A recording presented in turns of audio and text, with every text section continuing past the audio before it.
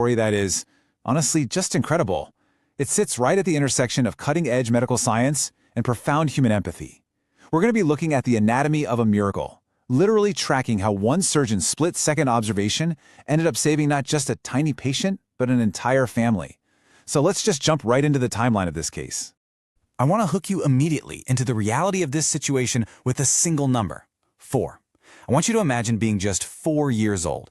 Picture this. You're standing outside a hospital in the pouring rain, ambulance lights reflecting off the wet pavement. Those automatic doors slowly slide open, and you know you're about to face a massive operation.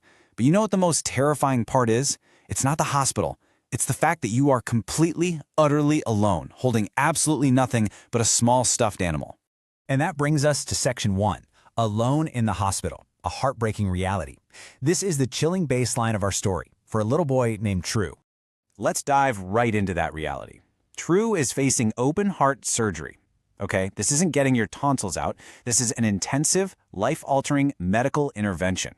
And the absolute gut punch here? No one came with him. There's no mom nervously pacing the halls, no dad filling out clipboard paperwork. Literally zero family by his side to hold his hand before the anesthesia sets in.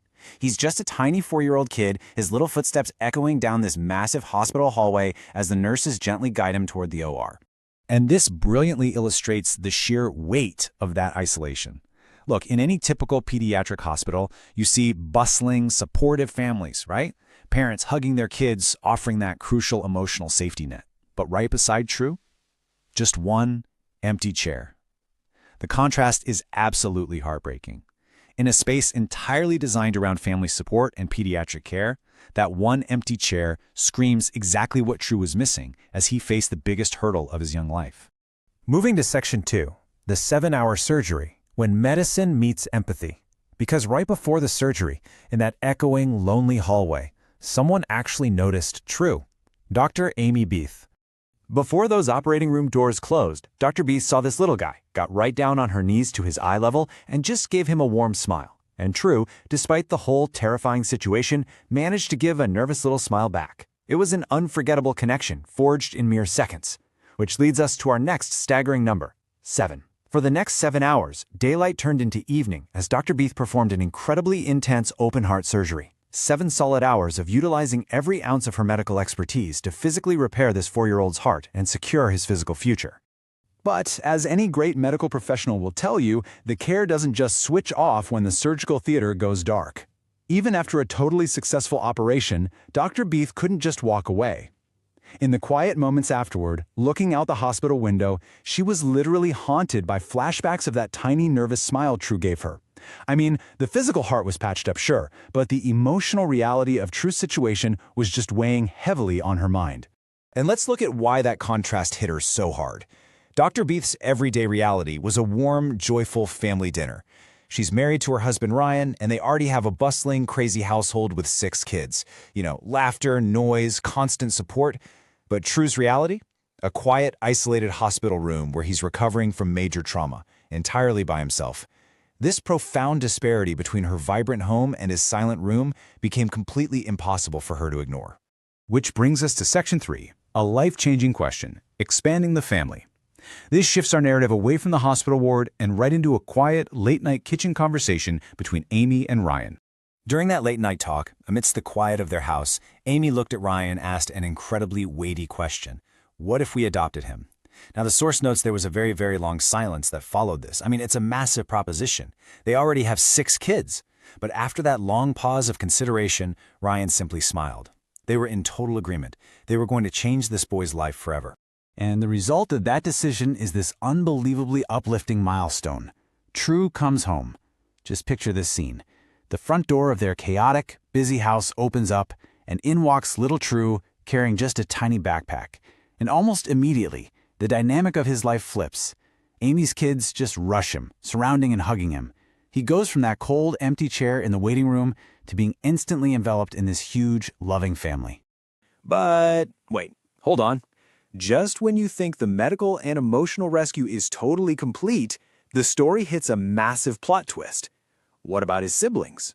Yeah, True didn't just need a home. He was actually part of a much larger, fractured puzzle. It turns out he had 5 siblings in the foster care system. Now, what's really interesting about this is how their family tree was literally cracking apart. The lines of the system were separating these kids, breaking them away from each other and scattering them into different homes across the map. True was safe for sure, but his original family unit was being completely dismantled. So we hit section 4, the ultimate family reunion, a mission of love. Because as you can probably guess by now, leaving those 5 siblings scattered to the wind simply wasn't an option for her. Let's walk through how this builds into just an inspiring community mission. First, Amy hits the phones, making relentless calls to her network. Second, she is literally consulting maps, spreading out family photos on the table, trying to figure out the logistics of how to keep these kids geographically close. Third, and this is the incredible breakthrough, her friends actually start saying yes. They agree to open their own homes to True's siblings. And finally, the immense undertaking of filing all that adoption paperwork to make it officially happen. It is an absolute masterclass in rapid, compassionate community mobilization. And the outcome of that incredibly fast-paced, inspiring sequence of events, it's nothing short of beautiful. Every single child finds a home. Each and every one of True's 5 siblings was welcomed into a loving family right within Amy's network of friends. That fractured family tree we talked about, it was caught and replanted in safe, supportive soil. Let's take a step back for a second and really look at the narrative arc we've tracked today. We started with one tiny, isolated child standing alone in a hospital with a stuffed animal, facing open-heart surgery with 0 family. Fast forward to a golden sunset, backyard barbecue, where all 6 siblings are running around, laughing, and gathering together for group photos. The contrast from that cold hospital rain to the warm sunset barbecue, it perfectly encapsulates the sheer magnitude of what was achieved here. Which brings us to the staggering summary of this entire event. 1 child came for heart surgery, but 6 children found forever families. The scale of this outcome is just breathtaking. Think about it. A surgeon is trained to fix the immediate physical problem right in front of them, right? But Dr. Beith didn't just save a single child's future on that operating table. She orchestrated a whole movement that kept an entire family together across multiple households. I really want to leave you with this final, powerful thought to reflect on. Sometimes, the biggest miracle happens after the operation. We focus so much on the technical marvels of medicine. And hey, a 7-hour open-heart surgery is absolutely a marvel.